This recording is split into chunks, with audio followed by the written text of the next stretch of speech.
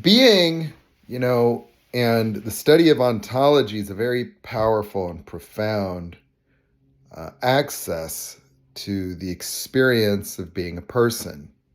The thing that segregates us from animals is language. And when you look at human beings, we are the only organisms, including all of the other intelligent species, from elephants to other primates to dolphins, that have experiences of ourselves segregated from the experience of the world outside of ourselves. But the world outside of ourselves is, in fact, something that occurs within ourselves. And the experience of the world outside accounts for the entirety of the experience of an animal. That the emotions of an animal provide context for the experience of the animal. That the dog is sad because the owner left and happy when the owner comes back. But the emotional experiences of animals are temporary phenomenon that merely provide context to the external experience. And when you look at the necessity of emotion, there is an important evolutionary role in defining reality. That from the standpoint of the experience of being alive, you could say that the brain is the organ system that generates or manifests or creates or conjures through all of the neurological processes, through all of the sensory processing of outside information like light and sound and temperature and pressure, that all the sensors correlate to an experience of living.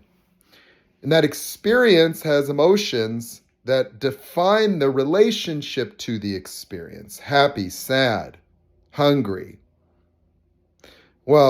afraid. But you see, that was an evolutionary necessity, that without the emotional component, an animal would have no motive. It would just be observing something, that being eaten alive would have no meaning. It would just exist and watch itself be eaten, and without fear, it would just experience itself being eaten.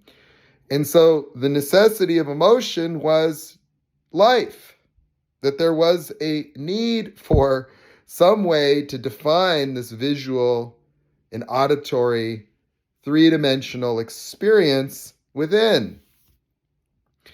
But you see, language gave rise to being, you could say, but is it really the source? I'm going to say it isn't. That the challenge of ontology is that it gives power to words as if the words themselves are what cause the experience. No, the words describe the experience because the experience of being and being alive existed before language. And the experience of being not good enough existed before language. The experience of being not good enough is universal.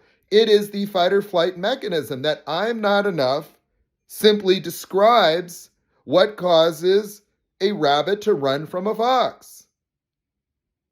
That my dog could experience that if it was a mountain lion, but wouldn't experience that if it was a possum. Something's wrong with me? That's the inquiry of the fight or flight. Something's wrong here arouses a rabbit from a deep sleep. It is a sympathetic reaction. That every single emotional state that a human can experience or an animal can experience actually has a neurological basis as well. That segregating out psychology from the neuroscience and ontology from the same neuroscience, you have two different perspectives about what is causing the human phenomenon. And the intent would be to unify these and to find the common ground. And the common ground for me is the single moment origin in which all reactionary paradigms were created. A malformation that could be explained in basic neuroscience. Understanding the autonomic nervous system, you have two branches, the parasympathetic and the sympathetic. The parasympathetic is where sleep happens, restful digestion. Sympathetic arouses the animal in the morning. It's also responsible for states of excitation. It's also responsible for the involuntary fight or flight reaction, which also carries with it heavy emotional and cognitive consequences. That during a fight or flight reaction, there is a forced cognitive impairment, a segregation between the momentary experience and then the total sum of cognitive processes that define the external experience. It invokes a subconscious, forcing an animal into tunnel vision where fear subordinates all emotion, and it subordinates them on a neurological basis through the inhibition of the transmissions of all cognitive processes associated with the environment unrelated to the immediate need to survive or predate. So the fight or flight mechanism forces a decision, fight or flight. Good enough or not good enough? The something's wrong here is the initiation of fight or flight that causes all animals to have an inquiry. It wakes your dog up in the middle of the night and has it scan the environment. It has to go and look around. Why does it do that? Because it is called to do that automatically, that the reflex and the reaction is involuntary. A necessary mechanism for animals that did not have the cognitive abilities of a human. They do not navigate reality understanding protein synthesis and eating. So they eat because they're hungry. They mate because they're driven to mate. They run because they're afraid. They don't run because they understand death or life. And so in a world where the animal has very profoundly powerful instinctive behavioral drives that are stimulated emotionally based on the perceptions of the environment, that if the animal smells urine on something, it wants to urinate on it. If it smells another animal in heat, it's going to go that way. If it's hungry, it's going to want to eat. But you see, during the fight or flight reaction, the immediate need for survival forced an evolutionary adaptation, and the adaptation creates a type of memory. Now, the type of memory within the fight or flight system is not voluntary, nor is it experiential. It isn't experiential. It is neurological memory, meaning when the animal encounters a predatory threat, the system starts to record the neurological patterns that are literal neurological patterns that are associated with this experience, so that in the future, when the same neurological patterns of auditory signals and visual signals and olfactory signals are activated, like smells associated with something, or the sounds associated with the wings of an owl, or the look of a fox, what will happen is it will trigger a different area of the brain to reproduce the previous response that was successful, to shortcut the cognitive processes and to prevent the animal from needing to figure it out again. Because you see, rather than having the rabbit continue to try to study and understand what foxes do, all these rudimentary organisms in its environment have similar behavioral characteristics. This enabled the training of an animal, where the reaction would be an involuntary reflex to any types of sensory stimulation. And this would cause a collapse of the consciousness of the animal to envelop the threat by invoking a tunnel vision. But the tunnel vision is not actually affecting the eyes, the ears, or the nose. What it's doing is that those sensory perceptions are still being processed. And so the entire environment of the animal is always being processed. The visual, the auditory, the smell, the temperature. However, the consciousness of the animal is profoundly modified on a temporary basis And so emotional experiences that could be generated, meaning as the animal runs away from a fox, it will smell the urine of another animal, but it won't know. You see, the emotions and the reactions and the behavioral drives of the animal are still being triggered by those neurological patterns, yet they're being inhibited, that they are not being included consciously, that the consciousness of the animal has been temporarily fixed, attached to the threat, the tunnel vision. This is why humans can have guilt trips. This is why we can engage in profound states of confusion. Because if we get invoked into a fight or flight reaction, the cognitive impairments for us can be so total that we're forced to analyze because we lose our present moment awareness. But you see, there's a reason why this happens in human beings. The reason why human beings are the only species that have this problem with emotions defining ourselves, prolonged suffering and grieving, thoughts of being not enough, thoughts that there's something wrong, fears of abandonment as adulthood, fears of not being good enough, failure, not belonging, is because we form paradoxical malformations of neurological activity imprinted during our first fight or flight reactions. That the fight or flight system saves neurological patterns and reproduces the same neurological patterns later. But you see, it does so because the brain is innervated by afferent and efferent neurons from this system. See, the fight or flight system does not need to save memories, nor does it need to save specific behaviors, because what it saves are neurological patterns associated with it. We wouldn't need to develop a second brain for this. So rather than saving specific memories and details, what the system does is it saves the neurological correlated patterns. And so what happens during our first fight or flight, the something's wrong here, is contaminated by words. Me. The word me forced a cognitive segregation in the world of the child. And this isn't a problem until the child has a fight or flight reaction. Why? Because you see, the fight or flight reaction has two stages.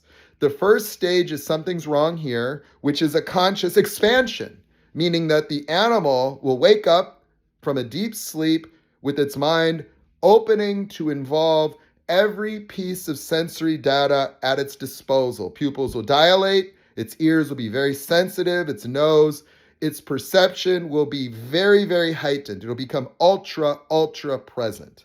But you see, when it identifies a specific threat, a fox over there hiding behind the bushes, it's going to force the attachment to that element. You see, the brain of the rabbit is creating the entire three-dimensional architecture with 2 eyes and 2 ears to be able to locate within the visual experiential realm being generated specific threats.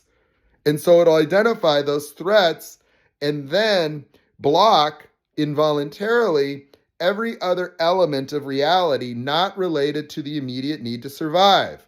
So the something's wrong here transforms into a fox, transforms into a rattlesnake, transforms into a hawk, into an owl. And the animal will have specific behavioral responses that are already pre-programmed as rapid neurological patterns that are involuntarily evoked that were saved. And so what happens to train this mechanism, something's wrong here, starts a recording. The recording is going to be a neurological pattern interception, meaning that the afferent neurons of the autonomic nervous system, the sympathetic nervous system, branch out into all cortices of the brain. Every dimension of your cerebral cortex is functioning as it should, but those neurological patterns that could be associated with shapes, with odors, with smells, with auditory signals are being recorded as neurological patterns. And so what happens is that the something's wrong here transforms into something's wrong with me in all humans. Why? Because human beings developed a me where we had an external experience internally, like all other animals. But in the word me, the word induced an illusion of a segregated self state. Seeing how perfect this external reality was, on an experiential level, it occurs to be outside of ourselves, not a function inside of ourselves.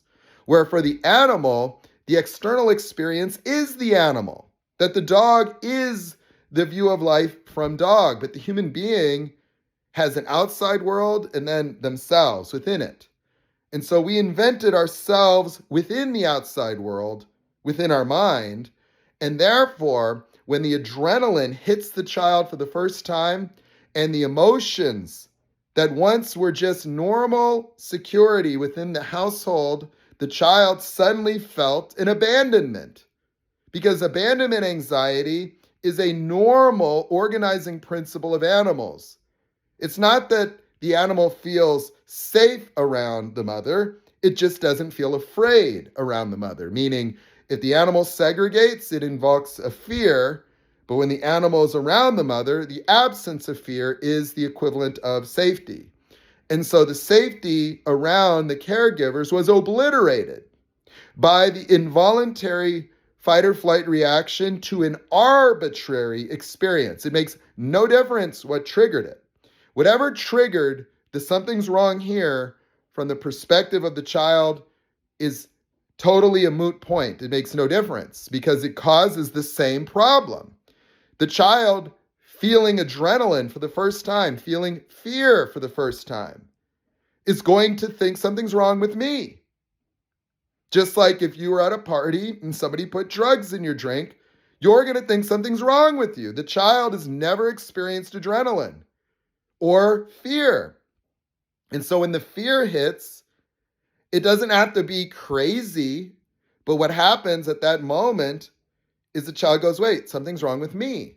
The parents yelled in the other room, it triggered a fight or flight, and now it's something's wrong with me. That something's wrong causes the child to look inward. As the child looks at themselves, noticing the butterflies, noticing the way they feel, it continues to stimulate more fear. They feel alone suddenly. They feel insecure. Then an automatic and involuntary experience of abandonment is invoked. Not good enough?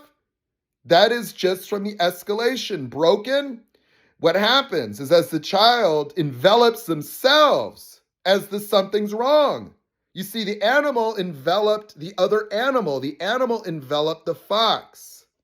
The human envelops themselves.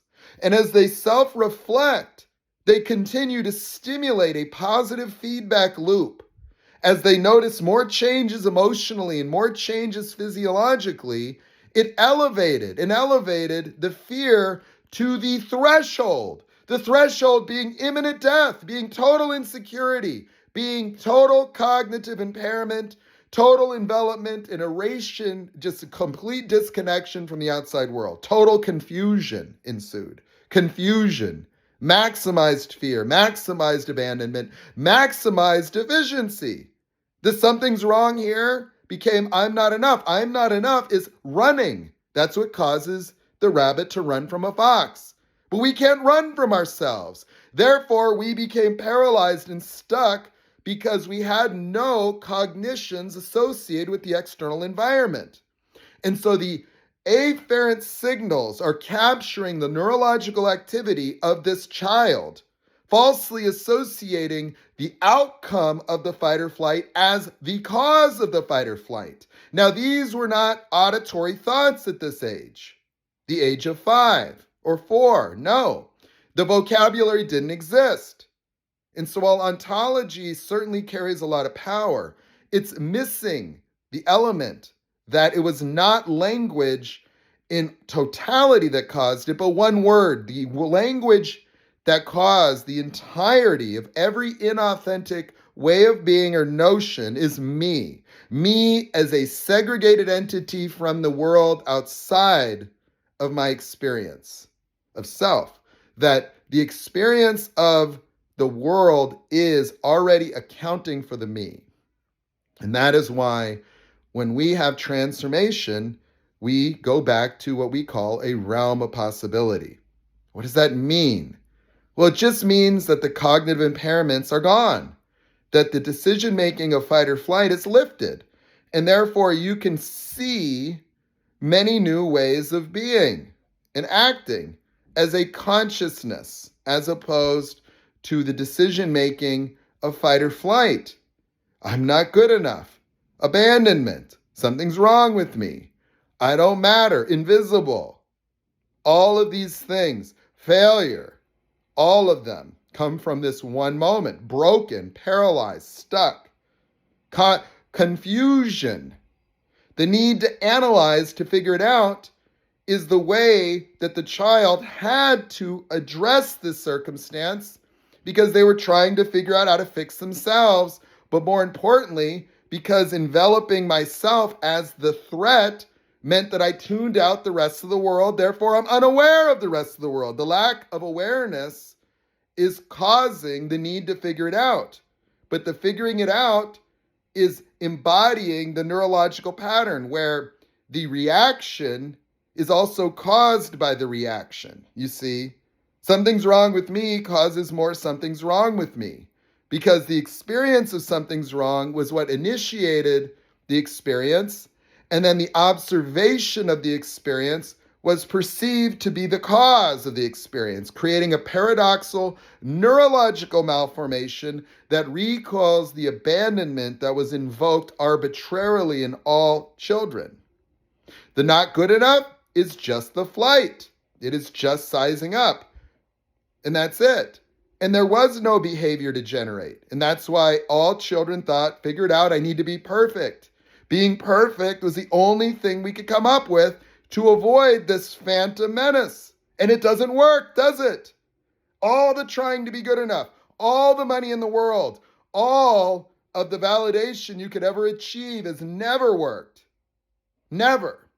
And because we have not yet discovered the 35 or 40 reactionary devices that are neurological in nature, that have a correlated language, you see, attacking these at the level of language turns them off on a neurological basis and removes the cognitive impairments associated with them. That is why it works.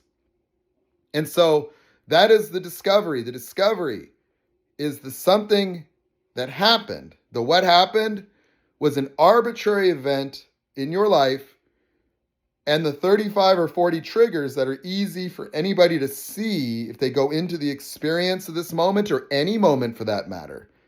If you actually looked at any triggered moment of your life, it's not just not good enough. Oh, no. There's I don't belong. There's something's wrong with me. There's broken. There's stuck. There's paralyzed. There's confused. There's I don't matter. There's invisible. There's powerless. There's weak. There's broken. There is a whole list of them. Unloved, unlovable, helpless, powerless, confused, weak. All of them. They're in every single moment in which you experience any stress, and it's dominating every single area of your life. And so if your transformation has not felt like it's stuck, it's because there's still work to do. There is still more there. That is the bottom line. That is it. That ontology, being the most powerful thing that we have, also needs to acknowledge that these experiential reactionary paradigms result in language to describe them, and the language also happens to get us out of it, but the experiences are not originating in language. They originated before we had language to describe these experiences, that emotions in humans would exist with or without language. This paradoxical malformation, however, cannot happen without the experience there being me. Without me as a term or an experience of oneself separate from the outside world, we would not have adulterated the sympathetic nervous system with paradoxical reactionary dynamics that feed themselves. And this is the link between meditation and enlightenment, where relaxation is the activation of the parasympathetic, where we go when we sleep. That's why your consciousness is free in your sleep. That's why meditative enlightenment worked. But that is also the basis of epiphany or breakthrough, that when a Warner Earhart, someone like me, or anybody has an epiphany, it happens when the cognitive impairments turn off arbitrarily or through other means. And so you can have profound awakening experiences that could happen seemingly arbitrarily or for whatever reason, but it reveals a profound level of consciousness, cognitive ability, and it eradicates the segregation between a so-called subconscious mind and the momentary experience. That is the whole ball of wax when it comes to a realm of possibility. The realm of possibility is simply the exiting of the fight or flight mechanism, a paradigm of subjective reality maintained with paradoxical malformations of repetitive, self-induced positive feedback loops where the observation of the experience of being not enough stimulates more of itself. And that is it.